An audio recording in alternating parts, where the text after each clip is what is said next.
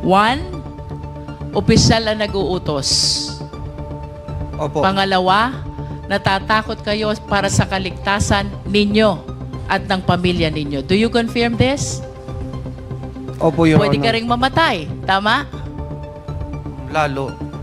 Ha? Yes, Your Honor. Pwede ka ring makulong. Tama? Opo. Puntahan natin yung pangalawang dahilan. Bakit napilitan kang sumunod sa proyektong ito? You said, natatakot ka para sa sarili mo at sa mga pamilya mo. Colonel Mendoza, habang nagsasalaysay po kayo kanina, napansin ko, umiiyak kayo at nanginginig ang katawan nyo. Can you please enlighten us? Why such a demeanor during the time that you were reading your opening statement? Your Honor, hindi ko maiwasang maiyak kasi tinuring ko silang mga upper class tapos ang taas ng tingin ko sa kanila, binigyan ako ng trabaho na sakit sa dibdib eh. Alin po yung masakit sa dibdib, Colonel Mendoza? Binigyan po ako ng trabaho ng mga upper class ko na ikakasira ng buhay ko. And why do you believe na itong trabahong ito'y ikakasira ngayon ng buhay mo? Kasi po, pumatay kami ng inosente. Pumatay kayo ng inosente? And can you please state for the record, sino yung inosenteng tao na pinatay mo? Pinatay nyo? Si Sir Wesley Barayuga po. And when you used nyo, namin, kami, no? Sino ba yung mga taong tinutukoy mo? Sila Sir Leonardo na nag-utos sa amin. Aside from Colonel Leonardo, At si Ma'am Garma po. Colonel Garma, who else? Wala na po. Wala na po iba. Ikaw ba, Colonel Mendoza, ay may asawa? Meron po. Meron ka bang anak? Meron po isa. Ilang taon na po yung anak nyo? 14 years old po. 14 years old. Ilang taon na po ba kayong nasa serbisyo? 22 years na po. 22 years in service. And of course, it is clear to your mind already na dapat ang pulis hindi pumapatay. Tama po ba?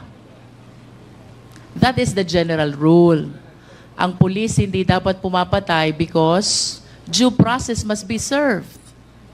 Tama? Opo, Your Honor. As a matter of fact, in our country, death sentence is even suspended. So, ibig sabihin, kahit convicted criminal, kahit punishable by death, because of the law suspending the death sentence, hindi rin tayo pwedeng pumatay, no matter how guilty the criminal is. Tama ba? Opo, Your Honor. But of course, you understand also, Colonel Mendoza, may mga circumstances kung kailan ang pagpatay ng pulis ay warranted at legal. Can you please tell us, what are these instances? During legitimate operation po, at the police officer is in danger, the life of the police officer serving the police operation is in danger. I wish to invite your attention to paragraph 7 of your affidavit. Ang sabi niyo po dito, Colonel Mendoza, napilitan kayo isagawa yung proyekto for 2 reasons. One, opisyal ang nag-uutos. Opo. Pangalawa, natatakot kayo para sa kaligtasan ninyo at ng pamilya ninyo. Do you confirm this? Opo, Your Honor. At kanina po, binanggit ninyo na ang nag-uutos ng proyektong ito ay walang iba kung hindi si Colonel Leonardo at si Colonel Garma. Do you still confirm? Opo, Your Honor. Ano po ang pagkakakilala ninyo kay Colonel Leonardo? Bakit kayo natatakot sa kanya? Siyempre po, siya yung panahon ng former president po natin na isa sa pinakamalakas. When you say pinakamalakas, panahon ng former president, anong ibig sabihin mo, Colonel Mendoza? Nakakabulong po at nagkakatotoo. Nakakabulong, nagkakatotoo. Pwede mo ba kaming kwentuhan? Ano itong pagkakataong nakabulong at nagkatotoo ang mga sinabi ni Colonel Mendoza sa former president? Ni Colonel Leonardo po. Colonel Leonardo. I cannot elaborate more, Your Honor, pero common knowledge po yan sa aming mga operatiba na pag sinabi mong Colonel Leonardo at Ma'am Rowena Garma, nasa gilid po yan ng former president. So you will agree with me if I would say, si Colonel Leonardo malakas sa former president. Yes po. Kung anong sabihin ni Colonel Leonardo, papaniwalaan ng former president. Maaari po. At kung anong hilingin ni Colonel Leonardo, susundin ng former president. Maaari din po. Let's go to Colonel Garma. Naniniwala ka din na si Colonel Garma malakas sa former president. Yes po. At kung anong sasabihin ni Colonel Garma, paniniwalaan ng former president. Yes. Yeah. At kung anong hihilingin ni Colonel Garma sa former president, susundin din ng former president. Tama ba? Maaari din po. That's Yes how po. you understand the influence of these people to the former president. Kaya, takot ka na suwayin si Colonel Leonardo at si Colonel Garma. Tama ba? Yes, Your Honor. At dahil sa lakas ng impluensya nila sa presidente, pwedeng mawala ka sa serbisyo. Tama? Yes, Your Honor. Pwede ka ring mamatay. Tama? Lalo. Ha? Yes, Your Honor. Pwede ka ring makulong. Tama? Opo. Puntahan natin yung pangalawang dahilan. Bakit napilitan kang sumunod sa proyektong ito? You said, natatakot ka para sa sarili mo at sa mga pamilya mo. Ano yung mga pangyayari na naging dahilan kung bakit nagkaroon ka ng takot para sa kaligtasan mo at kaligtasan ng pamilya mo?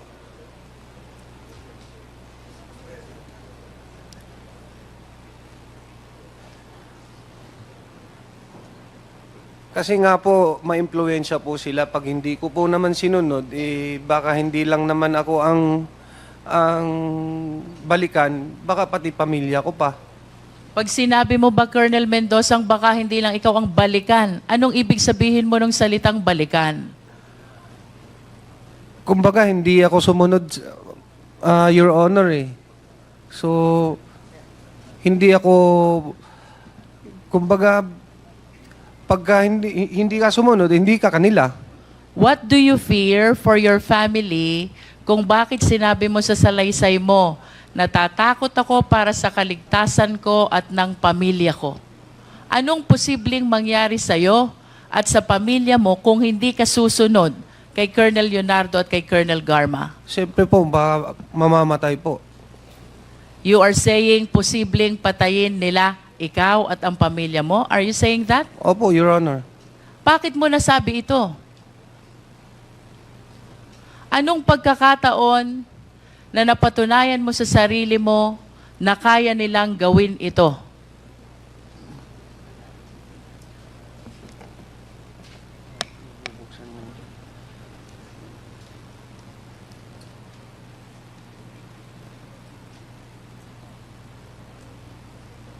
Your Honor, marami na kasing ugong-ugong eh.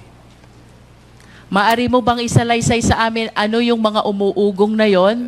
Dahilan kung bakit mo inisip na baka patayin ni Colonel Leonardo at ni Colonel Garma, ikaw at ang pamilya mo, kung hindi ka susunod sa proyekto? Mayroon na pong mga dati pa po sa Davao Region na pag sinabi niyong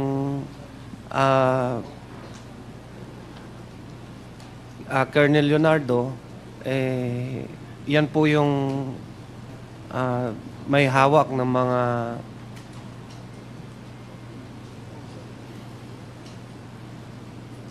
May hawak ng ano, Colonel?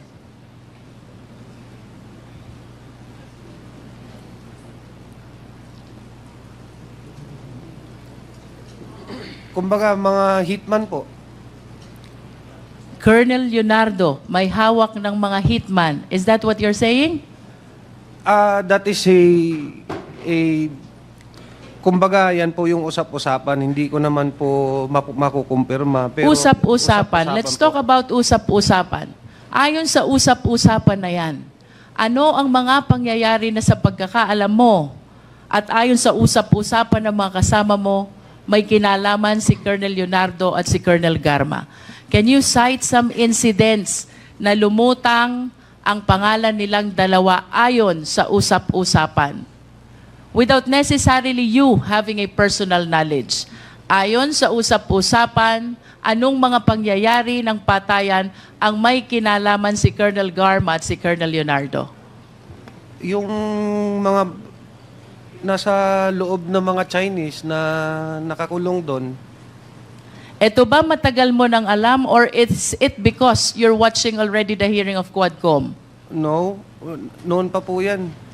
Ibig sabihin, kahit nung wala pang Quadcom, alam mo na yung patayan sa Davao Penal Colony ay may kinalaman si Colonel Leonardo at si Colonel Garma? Pero hearsay lang po, Your Honor. Yes, yan ay ayon sa usap-usapan. At yung usap-usapan na yan, dito mo naririnig sa mga kapwa mo pulis. Tama ba? Kasi pulis ka eh. Opo, Your Honor.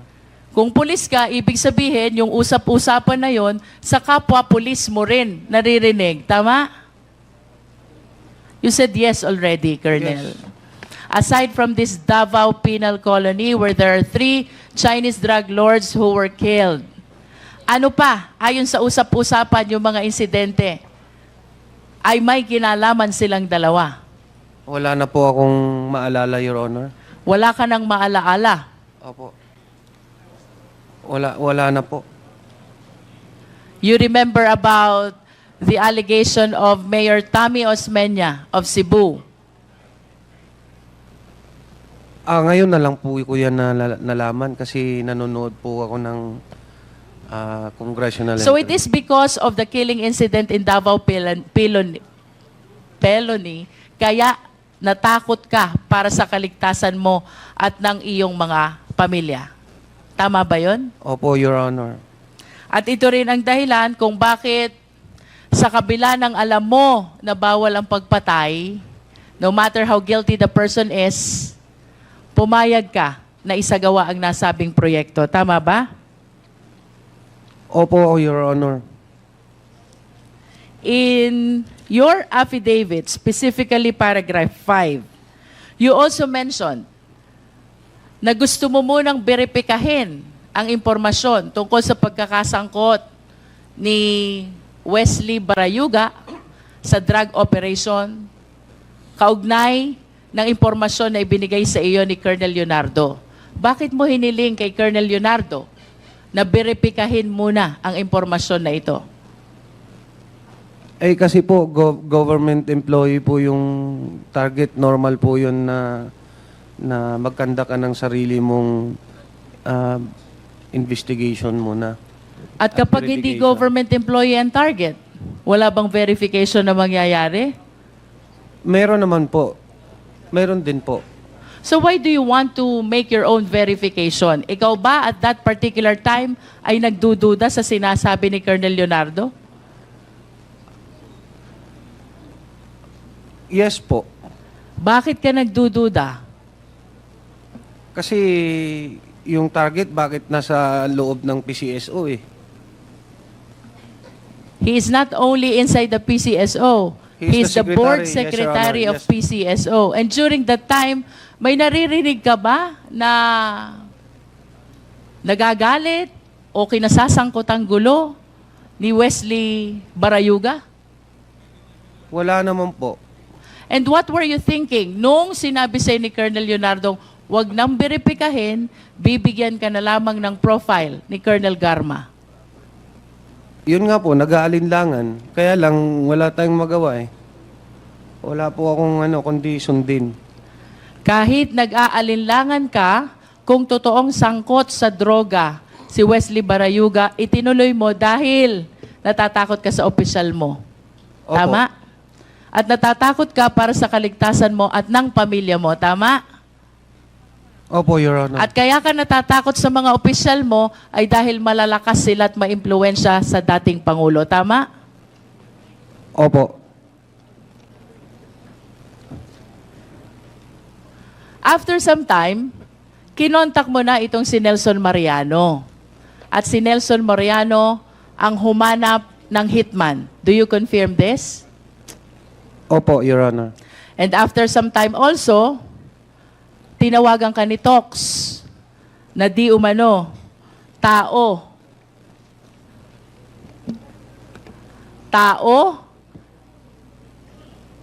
ni Colonel Garma. Tama ba? Opo, Your Honor. At pagkatapos nitong pag-uusap ninyo ni Nelson Mariano, isinagawa na ng nasabing hitman ang naturang proyekto. Tama? Opo, Your Honor. At itong proyektong ito ay ang proyektong pagpatay kay Wesley Barayuga. Tama ba? Opo. And you also confirm that after this incident ay nakipagkita si Nelson Mariano kay Tox kaugnay ng 300,000 na ipinagkaloob sa inyo. Opo. Can you please state for the record again, paano hinati yung 300,000?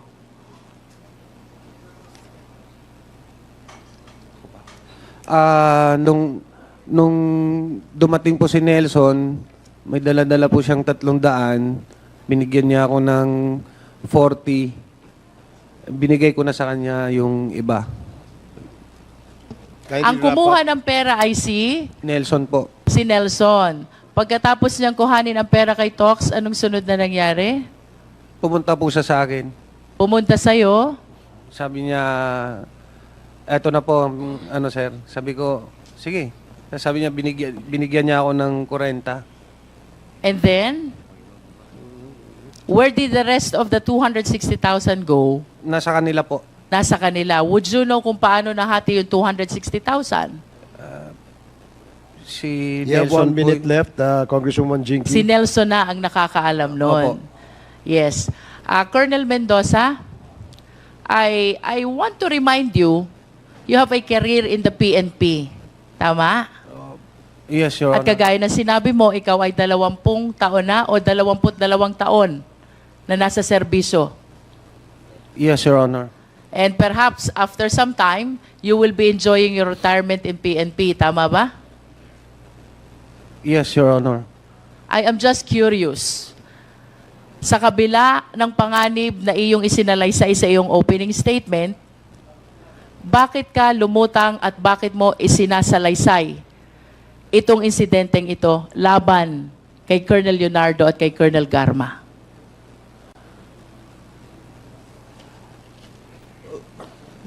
Bukod po sa bigat ng konsyensya na dinadala ko po, for 4 years, may mga instances po na may gusto pang idawit na ibang tao po kasi. Kaya Sinong gustong may idawit? yung may kumalat po kasi ng mga text messages nung nakaraang linggo eh.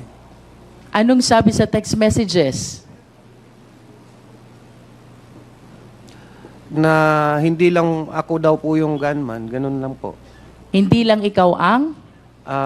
Ako daw po yung gunman, tapos iba po yung hindi po klaro eh. Kasi, Kindly wrap up, In other words, Congresswoman Colonel Jinky. Mendoza, kaya mo ginagawa ito because after 4 years, gusto mong tanggalin yung bigat ng loob mo. opo, Dahil hindi ka masamang tao. opo, At hindi ka pumapatay sa taong walang laban. Tama?